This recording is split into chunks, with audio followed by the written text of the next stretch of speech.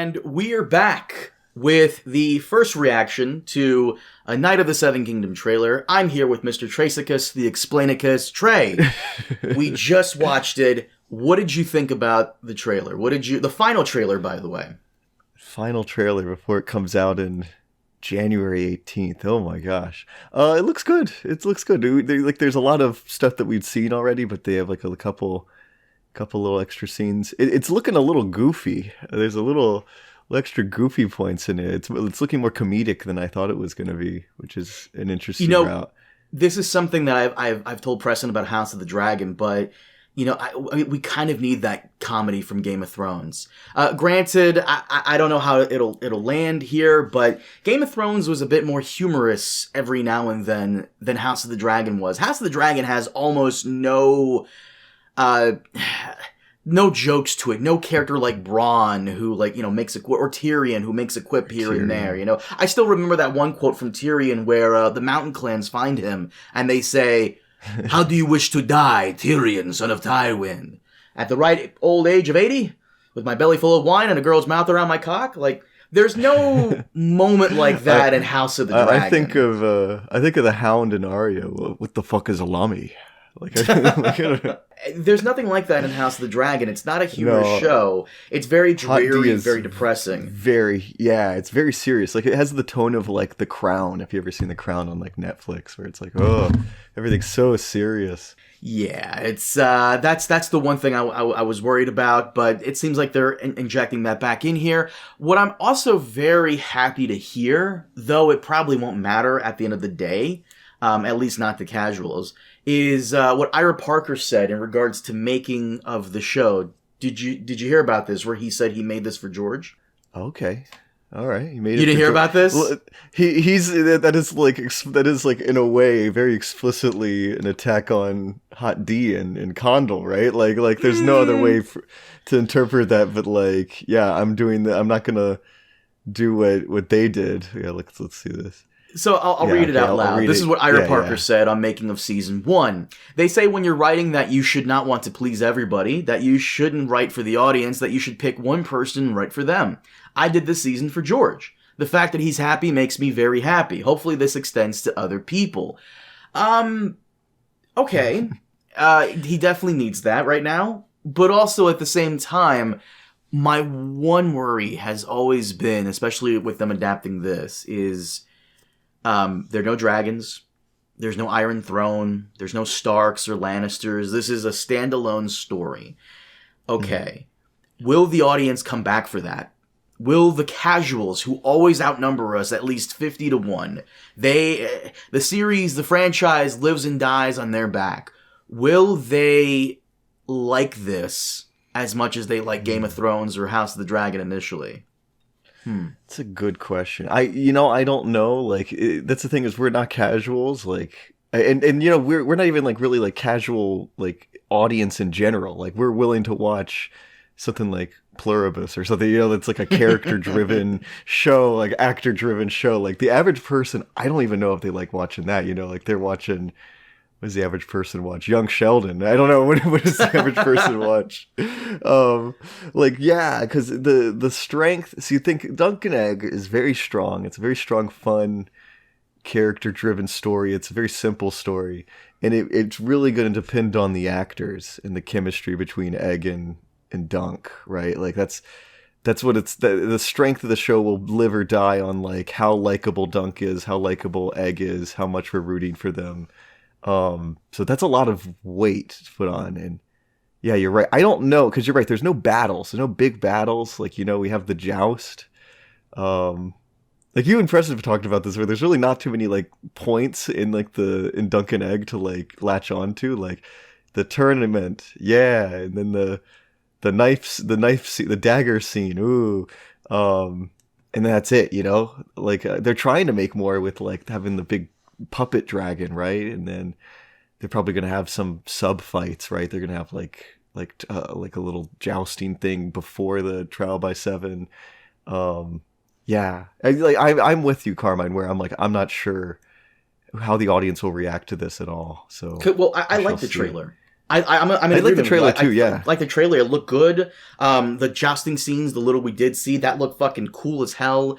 I know I'm gonna like. They're adding female characters. They're adding female characters. Like Dunkin' Egg is kind of notorious for being a sausage fest, and women in my Ice and Fire. God damn it. So you mentioned the dagger, and you sent me a screenshot here of Aaron with that. What is this? He's talking to Dunk. It's like he's like, this must happen after the fight with Tanzil. And he's like brought before Aaron, and there's Baelor. This is like where Dunk is in the same room as Aaron and Baelor at the same time. I know he's like put in a prison cell at one point. It's been a while, but yeah, and Aaron Brightflame? Arion. Sorry, this series has so many Aries, Euron, Arion, like three Rainies. Three Rainies, Four Arion, Viserys. Brightflame. Mm-hmm. He puts he's like talking to Dunk, and then he puts he very sharply puts a dagger on a table. He slams it on there. And it is very clearly not the same dagger. It is very clearly not the Catspaw dagger as we had hoped. I wonder, like, by the way, if you go to that picture you sent me, it looks like, and you're very familiar with the Roman stuff. Excuse me. Yeah. It looks like a Roman gladius, but like mini size. A little miniature. Yeah, I think you're totally right, Carmen. It does look like a gladius, but miniature. Yeah. So I don't know if this is like a dagger or like just a knife that he's using to crush walnuts. I don't know what's going on here. God, I hope we get an actual fucking dagger, but maybe. Well, to be fair, the pommel of the cat's paw dagger is not really made for crushing walnuts, so there's still hope that Daggeron Targaryen will still appear. There's still hope. I have hope. There's still hope. That's the thing, yeah, because this obviously, like the cat's paw Daggeron Targaryen, it has a very distinctive shape. It's like kind of like sickle-like, right? Like it's like curved a little bit. This is very straight. You're right. It is like a gladius, where it's just like a very straight, pointy. Yeah, I'm holding out hope, but I was like, I paused it. I sent it to you, Carmen. I was like, I had to pause it to see if we had confirmation. We're we're gonna be still on Dagger Watch, right? We're gonna be on Dagger Watch in January. Dagger Watch all day, baby. By the way, this one thing I noticed about the trailer is that they kind of moved a little bit away from the Dunk and Egg relationship to really what it means to be a knight, but also we get more scenes with Baelor Breakspear. A lot of him in this trailer was new, because you're right. A lot of the stuff in this trailer we've already seen before, and to be fair, it's only like what 6, 7, something like that. 6 episodes, I think, and 20 minutes each. There's not much there, so you don't want to spoil too much. Even though George already spoiled some of it at the Comic-Con. They're like, shut up. We got to look at Baelor Breakspear, and I got to say, man, I have to give this trailer a 9.37 out of 10, because it would have been a full 10 out of 10 had they just made Baelor kind of tanned and possibly given him white hair. I don't know what the controversy is on Twitter nowadays with the younger fans, but like they're always complaining about something regarding this character specific. You know what I'm talking about? Yeah, now we have a sample size of 2 people independently, right? Of complaining about the casting of more than 2, I promise. I just tagged you in that one tweet just because you and I were like saying like, dude, these motherfuckers are gonna complain about this actor. It's so stupid. So to the audience who doesn't know what we're talking about, so in the books, Baelor Breakspear, his mother is Dornish, and he's kind of got somewhat of a slight tan in the comics. Yeah, and I think in the text he's like because he's half Dornish, he has darker skin, like slightly tan skin. You're right. Like, yeah. Baelor. Well, in the show, he's just played by a white guy. Honestly, I think the most egregious thing is the fact that he has a beard. Because I'm pretty sure, from what I remember in the comics, he was clean shaven. Clean shaven. Mm-hmm. Yeah, he cuts his hair short, and that's kind of his character, right? That he's like a clean cut guy. He's disciplined. He follows things. Yeah. Here we go. It's dark hair with the hair of his mother. Oh, I don't know if we have dark skin here. He's got dark hair, eyes. Muttered he was more Martell than Targaryen. So you can, yeah, I'm on the A Song of Ice and Fire wiki. It says nothing about his skin color, but the implication is that he looks more Dornish, which is like in A Song of Ice and Fire. Well, that's the thing, is there's many types of Dornish too. Is the problem is he could be looking more stony Dornish or whatever. I don't know.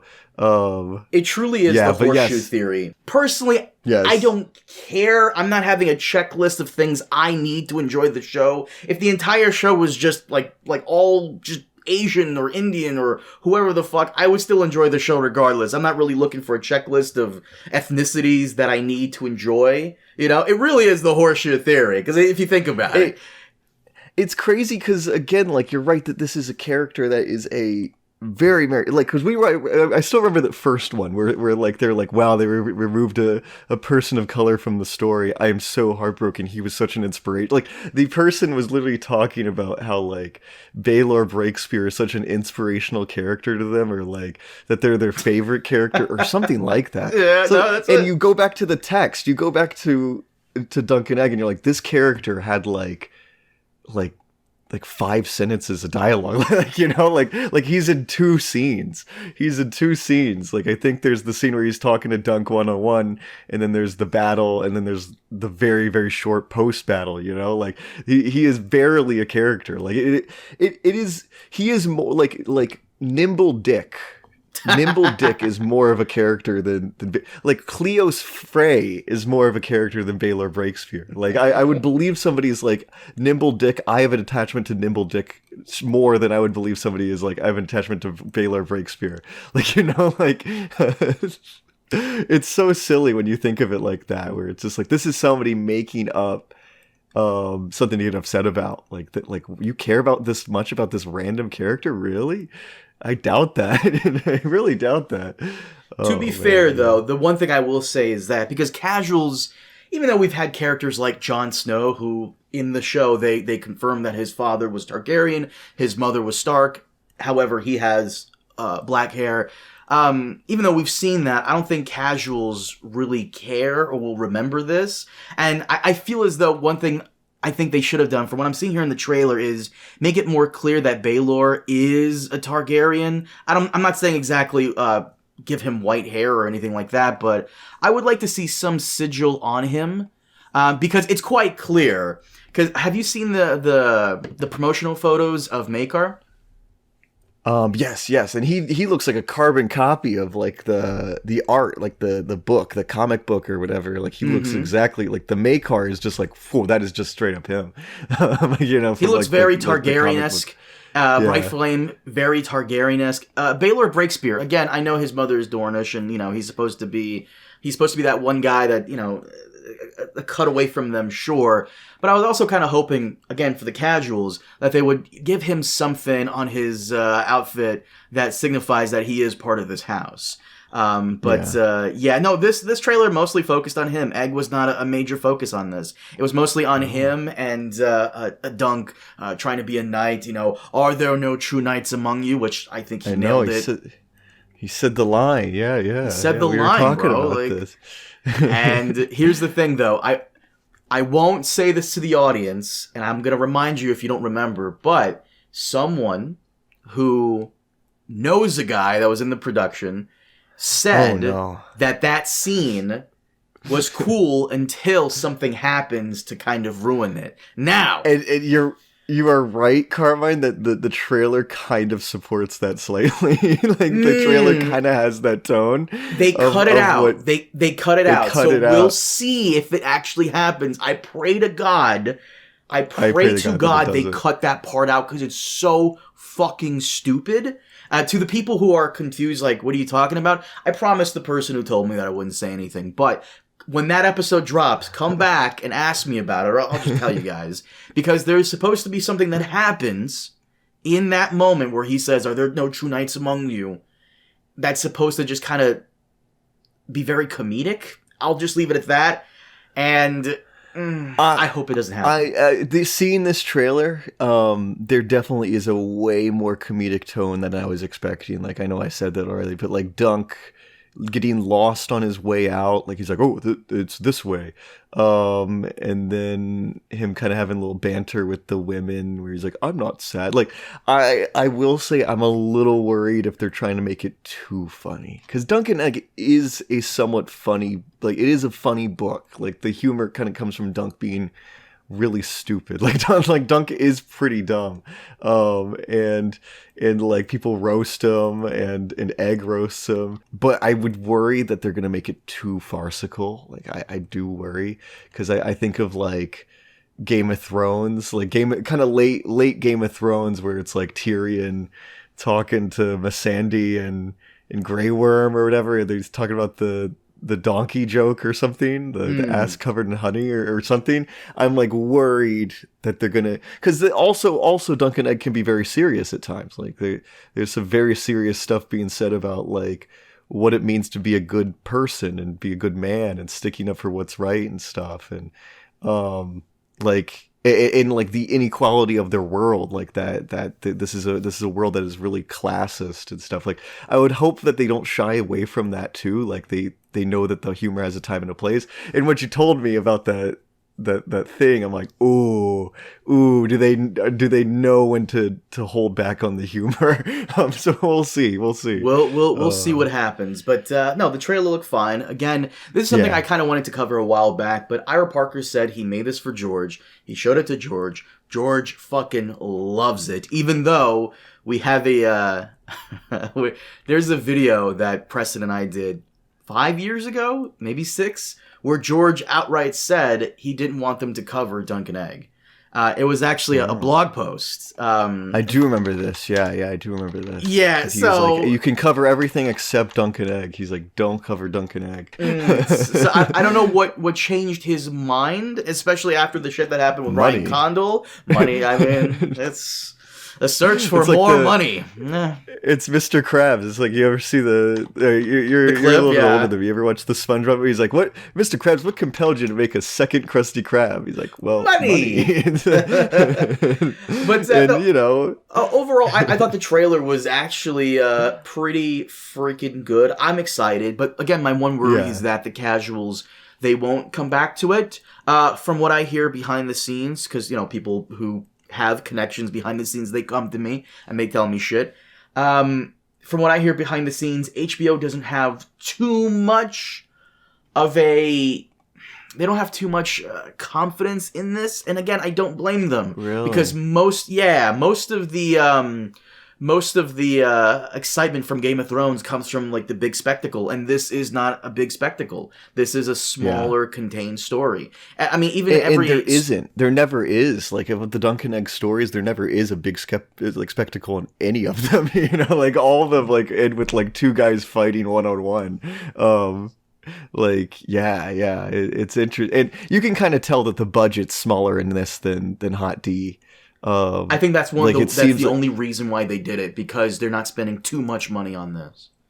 Yeah. Juxtaposed to House of the Dragon, which they had to cut back on the episodes because it was too much money to produce. It's, for some reason, everything just cost way more to make. Did you see they renewed Alien Earth for like a season 2, and it's going to come out, 2028? Yeah, it's going to be forever. It's like Stranger Things. It's just like everything takes much longer for some reason now. I know that like the production quality is getting better, but like why? like guys, I'm already I'm kind of already over a lot of these shows by the time you get to season 2. Like I guess some people will say, well, you could just re-binge the show again. Sure, but also at the same time, strike while fire's hot, baby. And they're kind of fixing that with this. Yeah, I guess this is nice too, because like these will be easier to hopefully be easier to film. I know they had to do reshoots for them, because like Alien Earth, like oh my gosh, like the fact that they didn't have a season renewed by the time that it was done airing. Like remember this? Like it was the final episodes, and it still wasn't renewed for a season 2, and you're like, so we're just not going to wrap up anything. Like is this the wrap up? Like man, that's kind of bad, yeah. I have a video here. It's actually a video on my channel. It's called "Why George R.R. Martin Doesn't Want HBO to Adapt Dunk and Egg." It's a whole fucking thing. In fact, I even because of course I Of course, I always do this. I even linked it to the live journal. It's a live journal of his from 2017, and it says about those spin-offs. While I was on the road in California, the story broke about 4 other Game of Thrones spin-off that HBO is developing. By the way, this is before season 8. This is like during season 7 of Game of Thrones. Oh, man. And of course, it spread everywhere all over the web. Yes, it's true, more or less. None of these new shows are spinning off from Game of Thrones in a traditional sense. We're not talking Joey or Aftermath or even Frasier or Lou Grant, where characters from one show continue on to another. So all of you hoping for the further adventures of Hot Pie are doomed to be disappointed. This is funny too, because that also did not pan out because they were doing the Snow show, right? And there's still talk, right, to this day that they're going to do some Arya spin-off or something. Fucking hope not. Jesus Christ. I'll leave a link in the description below to anybody listening to this still, that, what George said back in 2017. And by the way, it's been almost 10 years since that post, Prey, and this is how it ends. This is sad. This is how it ends. And yes, before someone asks, I am still working on The Winds of Winter, and will continue working on it until it's done. I will confess, I do wish I could clone myself, or find a way to squeeze more hours of the day, or go without sleeping. But it is what it is. So I keep on juggling. Winds of Winter, 5 successor shows, Fire and Blood, that's the George R. Martin Marillion, remember? 4 new wildcard books, Whoa, George, I'll tell you one thing. If you want to finish Winds of Winter, just don't do those 4 new wildcards books. I think he did end up doing it, by the way. Oh my god, George, he does this to he does it out of spite, like how the South Park creators kept on doing that Tegrity Farm thing that all the fans hated, and they're like, you know what? No, we're gonna keep doing this for many seasons just to spite the fans. That's what I feel about wildcards sometimes. It's just like George has to know that people don't like wild cards, but he still does it anyways.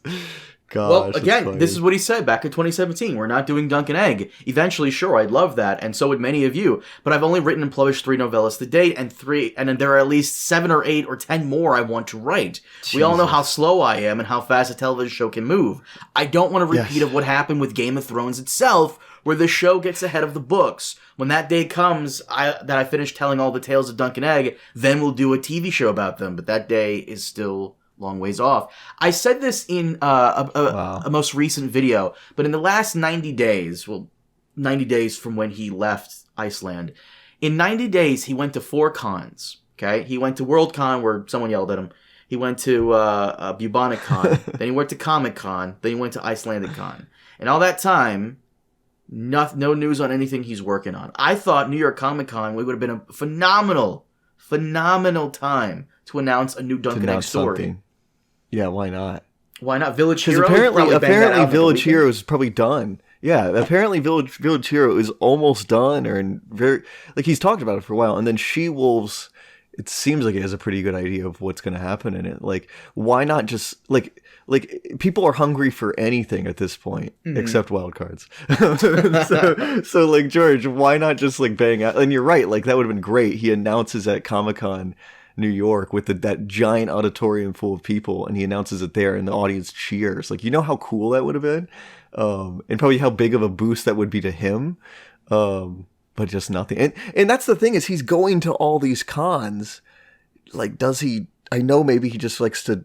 Does he need to? Because you're right. He did Worldcon, Bubonicon, Comic-Con, and then he did the Icelandic Con back to back. That is all within a series of 6 months, right? 5 months, something like that. Something like that, yeah.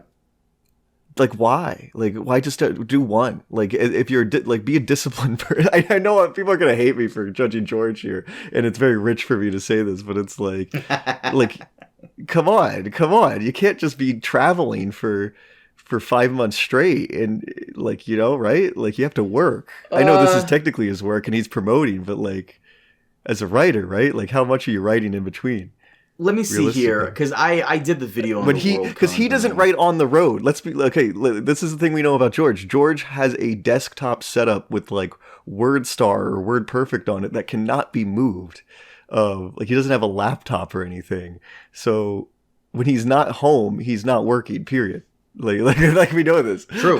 So True. The whole thing happened. The Worldcon thing first started in August. So August, September, October. Yeah, for like 3 to 4 months is actually I think exactly 3 months is when for that he was gone for. So yeah, whatever. Honestly, whatever. I'm excited for Dunk and Egg, even though George himself said that he wanted to have more stories in the pipe before he would be okay with them doing an adaptation. But, money.